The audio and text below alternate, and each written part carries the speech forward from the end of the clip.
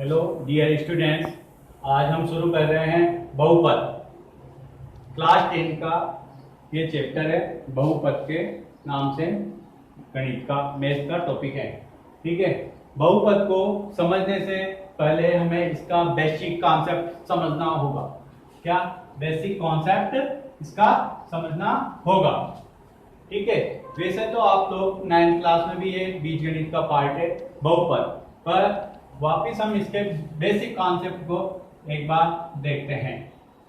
बहु ये दो शब्दों से मिलकर बना हुआ है बहुपद, जिसमें बहु यानी अनेक पद हो, यानी जिसमें एक या एक से अधिक पद हो उसे हम बहुपद कहते हैं। जिसमें एक या एक से अधिक पद हो उसको हम बहुपद कहते हैं। जैसे इसको समझने के लिए हम एग्जांपल लेते हैं। जैसे मान लो दो दोस्त हैं, दो फ्रेंड है, एक का नाम Y है और एक का नाम X है। एक का नाम Y है और एक का नाम X है।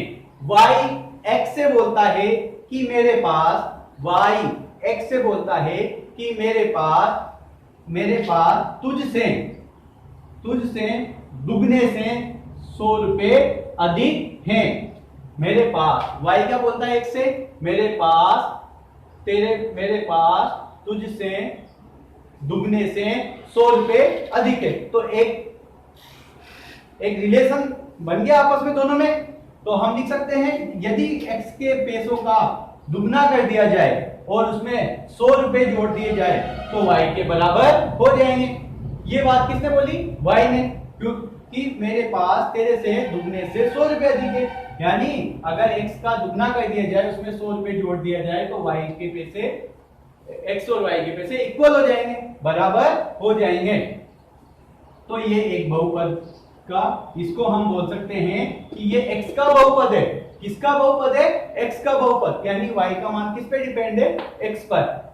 या फिर मान लो Y ऐसे बोलता है, Y कैसे बोलता है?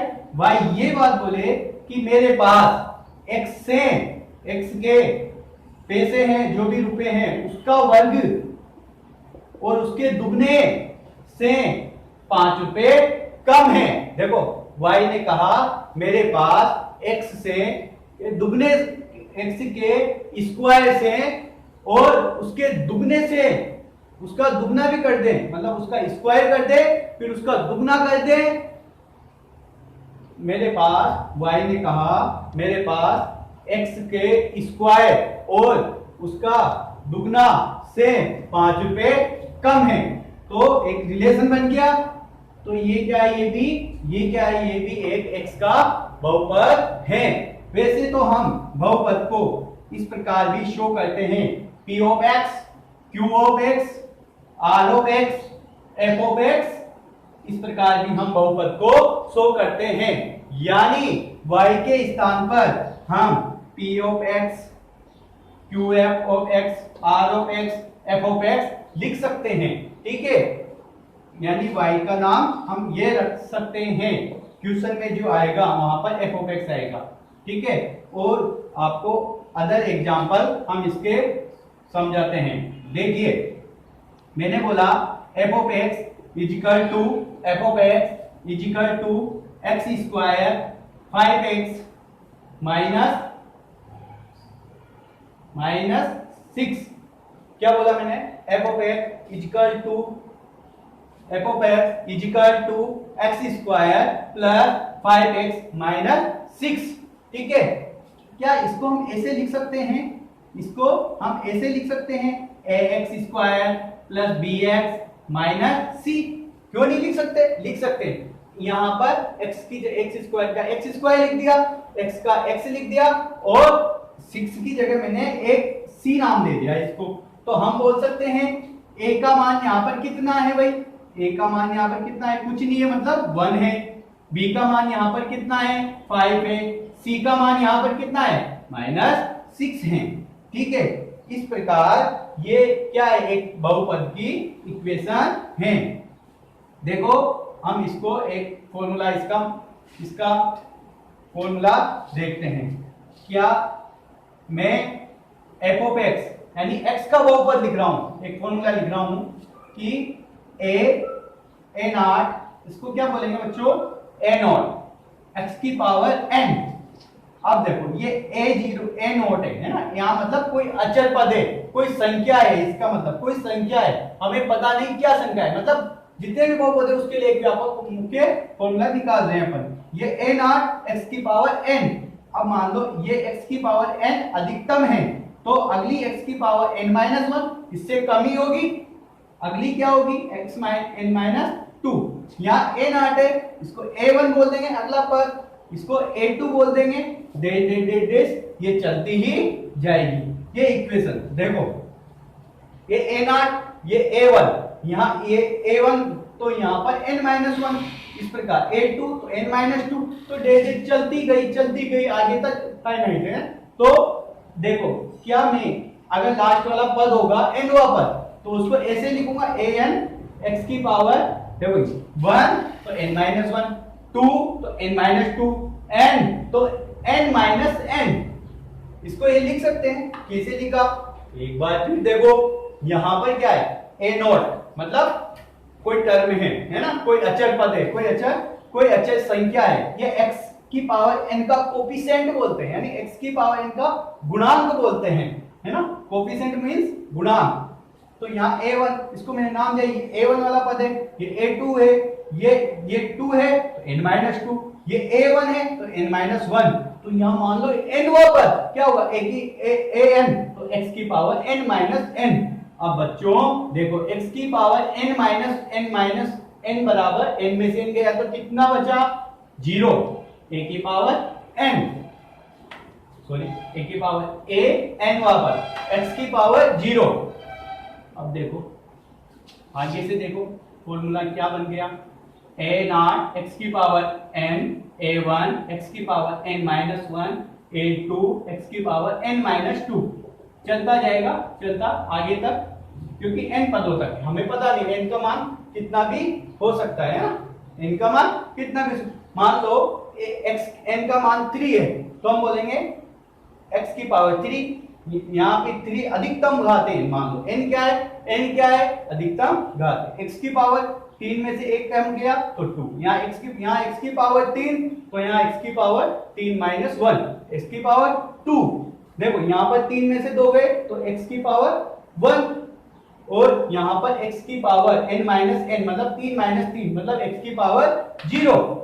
जरूरी नहीं x n का मान 3 है, n का मान कुछ भी हो सकता है ना, पावर कुछ भी हो सकती है। ठीक है बच्चों, ये तो है f ऑफ x है ना, और f ऑफ x इसे बोलते हैं बहुपद, इसको क्या बोलेंगे, बहुपद। अब देखो जहां, इसको समझने की कोशिश करो, जहां a0 a1 a2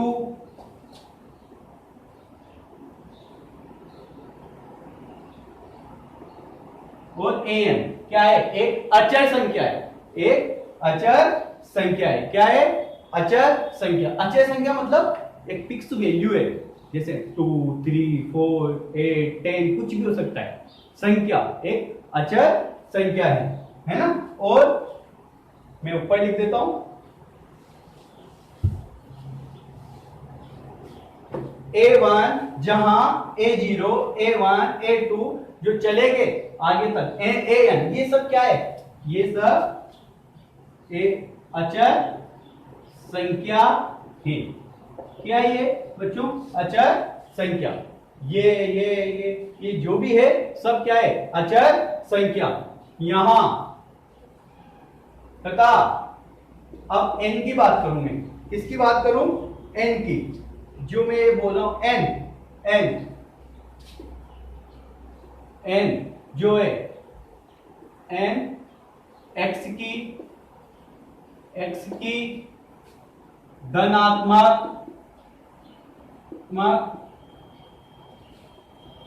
n क्या है, x की धनात्मक पूर्णांक घात है।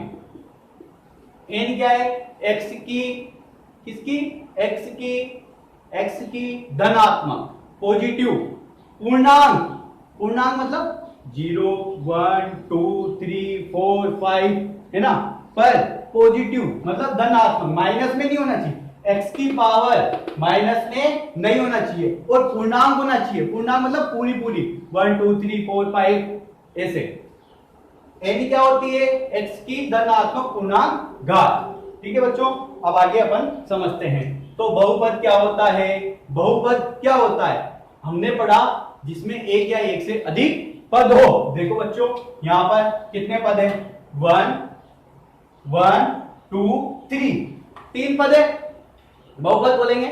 एक पद वाला ही बहुपद हो सकता है, दो पद वाला ही बहुपद हो सकता है, तीन पद वाला ही बहुपद हो सकता है। पर हमारी एक और डेफिनेशन आती है इसमें कि बहुपद क्या कहलाएगा, जिसमें x की घात धनात्मक पूर्णांक होना चाहिए। x की घात क्या होना चाहिए, धनात्मक पूर्णांक होना चाहिए। x की घात धनात्मक पूर्णांक होना चाहिए।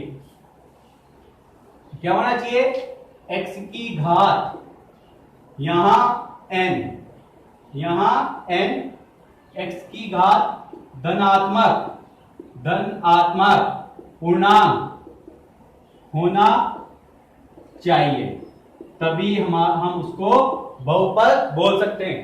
यानी बहुपद किसे बोल सकते हैं, जिसमें x की घात धनात्मक पूर्णांक होना चाहिए। तो फिर बहुपद किसे नहीं बोलेंगे, बहुपद क्या नहीं होगा, देखो बहुपद क्या नहीं होगा, देखते हैं अभी अपन बहुपद क्या नहीं होगा। जैसे मैंने लिखा बच्चों f ऑफ x की पावर 5, ठीक है, x की पावर 5, फिर मैंने बोला x की पावर 1/2 माइनस 8, क्या ये बहुपद है, क्या ये बहुपद है, देखो चेक करो। सर ने कहा था कि बहुपद होता है जिसमें एक या एक से अधिक पद हो, दिख रहे हैं एक से अधिक पद। और सर ने यह भी बोला था आपसे कि जिसमें x की घात धनात्मक होना चाहिए, 5 1/2 ये भी धनात्मक है x की घात, पर धनात्मक के साथ साथ क्या होना चाहिए, पूर्णांक। पूर्णांक मतलब पूरी पूरी संख्या, बट्टे में संख्या नहीं होनी चाहिए, पॉइंट में संख्या नहीं होनी चाहिए। पूर्णांक का मतलब जैसे पूरी पूरी 1 2 3 0 है ना, और धनात्मक, ये धनात्मक तो है बट यहां पर x की पावर 1/2 है, x की पावर 1/2 है, तो ये पूर्णांक नहीं है। तो x की घात अगर पूर्णांक नहीं है तो फिर ये बहुपद नहीं है। ये क्या नहीं है, बहुपद नहीं है। आपसे एक नंबर में बोर्ड के एग्जाम में पूछा जा सकता है, क्या ये बहुपद है, ये बहुपद नहीं है। क्यों नहीं है, क्योंकि x की पावर यहां पर 1/2 पूर्णांक नहीं है। बहुपद वही होगा जिसमें x की घात धनात्मक पूर्णांक होना चाहिए, तो ये बहुपद। चलो अगला देखते हैं। मैंने माना p ऑफ x, मैंने माना p ऑफ x है ना, तो x की पावर 3 मान लो।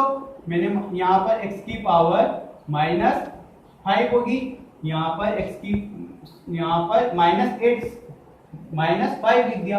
क्या ये बहुपद है, क्या ये बहुपद है, मुझे चेक करके बताओ, क्या इसको हम बहुपद बोल सकते हैं। देखो p ऑफ x, ये बहुपद को लिखने का तरीका होता है कि क्योंकि ये x के मान पर निर्भर है, ये फलन है ना, तो इसको ऐसे लिखते हैं p of x, f of x, r of x है ना। ये तो वो पूछ रहा है क्या ये बहुपद है। सर ने कहा था जिसमें अनेक पद हो वो बहुपद होता है, हाँ है, बट सर ने ये भी कहा था कि जिसमें x की घात धनात्मक होना चाहिए। क्या इसमें x की घात धनात्मक है, ये तो है, बट ये माइनस में है, ये घात x की माइनस में है, तो ये बहुपद नहीं है, ये बहुपद नहीं है। बच्चों समझ में आया बहुपद के बारे में, आपको बहुपद के बारे में थोड़ा बहुत समझ में आया नहीं आया। अभी देखो, अभी अपन ये बेसिक कॉन्सेप्ट है, अभी अपन को इसको आगे देखेंगे, ठीक है। अब देखो बहुपदों को दो प्रकार से परिभाषित किया गया है। कितने प्रकार से, बहुपदों को दो प्रकार से परिभाषित किया गया है, परिभाषित किया गया है। पहला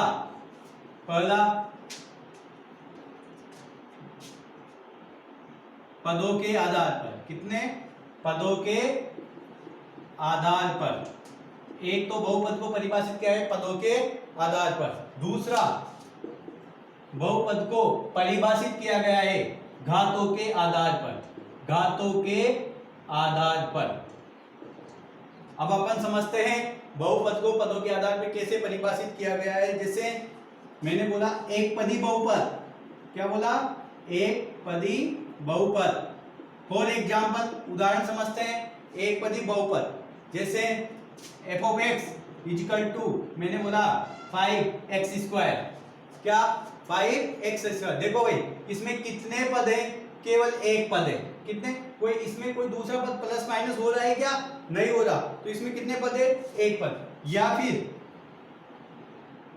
मैंने बोला 8x3, इसमें कितने पद है, एक पद, तो ये क्या है, एक पदी बहुपद। मैंने बोला द्विपदी बहुपद, द्विपदी बहुपद, तो द्विपदी बहुपद जैसे एफ ऑफ एक्स बराबर 7x³ प्लस 5x। देखो बच्चों यहां पर कितने पद है, पहला पद दूसरा पद, दोनों आपस में जुड़े हुए, तो ये पहला पद ये दूसरा पद, तो इसको कौन सा बहुपद बोलेंगे, द्विपदी बहुपद। अगला देखो त्रिपदी बहुपद, त्रिपदी बहुपद, त्रिपदी बहुपद जैसे मैंने उदाहरण लिखा एफ ऑफ एक्स 8x³ है ना 2x² - 3। देखो इसमें कितने पद है भाई, कितने पद है, 1 2, ठीक है, 1 2 3, कितने पद है, 3 पद, तो इसको क्या बोलेंगे, त्रिपदी बहुपद। अब ऐसे 4 पद हो तो 4 पदी बहुपद, 5 हो तो पंचपदी बहुपद, ऐसे चलता जाएगा। तो बहुपदों को बहुपदों को दो प्रकार से परिभाषित किया गया है। पहला है पदों के आधार पर, घातों के आधार पर। पदों के आधार पर एक पदी बहुपद 5x² बोल दो, 5x बोल दो, है ना, 9x³ बोल दो, पर इसमें कुछ जुड़ा उड़ा नहीं है, प्लस माइनस में कुछ नहीं है, तो ये सिंगल अकेले तो एक पदी बहुपद। द्विपदी जिसमें 2 पद हो, त्रिपदी जिसमें 3 पद हो, चतुर्पदी जिसमें 4 पद हो। पद कैसे गिनेंगे, 1 2, इसमें कुछ जुड़ा, आपस में जुड़ा हुआ हो। अब दूसरा पढ़ेंगे अपन घातों के आधार पर बहुपद। किसके आधार पर, घातों के आधार पर बहुपद, घातों के आधार पर बहुपद, है ना। जैसे मैंने बोला घातों के, दूसरा वाला पढ़ेंगे हम, घातों के आधार पर बहुपद। किसके आधार पर, घातों के आधार पर बहुपद। घातों के आधार बहुपद जैसे एक घातीय बहुपद, एक घातीय बहुपद। एक घातीय बहुपद क्या होगा, जिसमें ऐसा बहुपद, क्या, ऐसा बहुपद जिसमें x की अधिकतम घात कितनी हो, 1 हो, कितनी हो, 1 हो, उसे क्या बोलेंगे अपन, उसे क्या बोलेंगे अपन, एक घातीय बहुपद। जिसमें x की उच्चतम घात 1 हो, जैसे मैंने बोला x+1, ये कौन सा है, एक घातीय बहुपद। घातों के आधार पर, अब आपको पद नहीं गिनने, यहाँ पर पदों के आधार पर पद गिनते हैं, घातों के आधार पर क्या गिनते हैं अपन, क्या काउंट करते हैं, घात। तो यहाँ x की अधिकतम घात कितनी है, 1, तो इसे बोलते हैं एक घातीय बहुपद। या फिर मैंने बोला 8x, इसमें x की पावर कितनी है, 1, तो एक घातीय बहुपद। इसी प्रकार देखो द्विघातीय बहुपद, जैसे मैंने बोला x² 2x 5x प्लस 6। मैंने बोला द्विघातीय बहुपद, तो अपन को घात देखनी है। तो x की उच्चतम घात यदि 2 है तो द्विघातीय बहुपद कहलाएगा। यहाँ पर x की उच्चतम घात कितनी है, 2, तो ये क्या कहलाएगा, द्विघातीय बहुपद। ठीक है, ऐसे ही x की अगर उच्चतम घात, अब आपको इसमें घातों के आधार पर आपको इसमें पद नहीं करने कि 1 2 3। अगर पदों के आधार पर देखें तो ये कितने, कौन सा बहुपद है, त्रिपदी। पर घातों के आधार पर देखें तो ये कौन सा बहुपद है, द्विघातीय बहुपद। ठीक है, इसी प्रकार ये तो है द्विघातीय बहुपद। जैसे त्रिघातीय बहुपद क्या होगा, जिसमें x की उच्चतम घात कितनी हो, 3 हो, वो त्रिघातीय बहुपद कहलाएगा। इस प्रकार डियर स्टूडेंट्स हमने बहुपद को परिभाषित किया, एक घातीय बहुपद, त्रिघातीय बहुपद, है ना, ये इसको अपन ने इससे परिभाषित किया। अब इसको थोड़ा, ये तो अपन ने 9th क्लास में पढ़ा था, ये सब क्या है बेसिक कॉन्सेप्ट है, ये अपन ने किस में पढ़ा था 9th क्लास में पढ़ा था। अब अपन 10th क्लास पे आते हैं जिसमें इसका थोड़ा सा एडवांस है। जैसे मान लो अभी इसका एक कॉन्सेप्ट और है अचर बहुपद। देखो अचर बहुपद क्या कहलाएगा, अचर बहुपद जिसमें x की कोई घात नहीं हो, x की घात क्या हो जीरो, x की घात क्या हो जीरो, वो क्या कहलाएगा अचर बहुपद। जैसे मैंने बोला 7x की पावर 0, 7x की पावर 0 जिसमें x की घात 0, तो वो क्या कहलाता है अचर बहुपद। और बच्चों आप जानते हो बचपन से पढ़ा है, जिसकी पावर 0 होती है उसका मान कितना होता है 1, जिसकी पावर 0 होती है उसका मान कितना होता है 1। तो अचर बहुपद किसे कहते हैं, जिसमें x की पावर क्या हो 0। जैसे मैंने बोल दिया 9, तो ये क्या है अचर बहुपद, ये क्या है अचर बहुपद। इसी प्रकार एक और होता है शून्य बहुपद। क्या होता है शून्य बहुपद, क्या होता है शून्य बहुपद। शून्य बहुपद ऐसा बहुपद जिसमें x के जितने भी कोफिशिएंट है, x या x की घात के जितने भी गुणांक है, कोफिशिएंट है, कोफिशिएंट मींस गुणांक, x या x की पावर के जितने भी कोफिशिएंट है वो अगर 0 है तो वो क्या कहलाएगा, ऐसा बहुपद क्या कहलाएगा शून्य बहुपद। यानी क्या कहलाएगा वो शून्य बहुपद, यानी f ऑफ x का मान क्या है 0 हो। अब ये 0 कैसे लिख सकते हैं, जैसे मैंने बोला x की पावर 2, पर यहां मैंने कोफिशिएंट गुणांक क्या होता है जो आगे लगता है। जैसे मैंने बोला 8x स्क्वायर, मैंने बोला 8x स्क्वायर 5x, तो x स्क्वायर का गुणांक क्या है 8, या ऐसे बोलेंगे x स्क्वायर का कोफिशिएंट क्या बोलेंगे 8। ये x की गुणांक क्या है यहाँ पर, x का गुणांक कितना है यहाँ पर 5, या x का कोफिशिएंट क्या है 5। कैसे बोलो, गुणांक बोलो या कोफिशिएंट बोलो, मींस एक ही है। तो अगर x या x की घात का गुणांक अगर 0 है, क्या है 0, चाहे वो कितने भी पद हो सब में 0x प्लस 0, ये ऐसा बहुपद क्या कहलाता है शून्य बहुपद कहलाता है। शून्य बहुपद वह बहुपद कहलाता है जिसमें x या x की घातों x हो या x की घात हो, उनके गुणांक अगर शून्य है तो वो शून्य बहुपद कहलाता है, शून्य बहुपद कहलाता है। ठीक है बच्चों, ये तो होगा बहुपद जो आपने 9th क्लास में पढ़ गया है। 10th क्लास में इसका थोड़ा सा एडवांस है, वो अपन अगले आने वाली ये अगर 10th क्लास का बहुपद पढ़ने से पहले हमें ये बेसिक कॉन्सेप्ट जानना बहुत जरूरी था, जो हमने आज जाना। अगली क्लास में अपन बहुपदों के शून्यांक याद करेंगे, जो आपके 10th क्लास के फर्स्ट जो चैप्टर के जो फर्स्ट न्यूमेरिकल होते हैं वो शून्यांक बेस पर ही होते हैं। आने वाली नेक्स्ट क्लास में अपन बहुपदों के शून्यांक याद करेंगे, तो शून्यांक कैसे निकालते हैं उसको हम बहुत ही सिंपल कॉन्सेप्ट में समझेंगे। मैथ्स एक ऐसा सब्जेक्ट है जिसको जितना दिमाग लगाएंगे, जितना मेहनत करेंगे, उतना हमारा माइंड शार्प होता है। ये प्रैक्टिस मांगती है। नेक्स्ट क्लास में अपन शून्यांक याद करेंगे। ओके।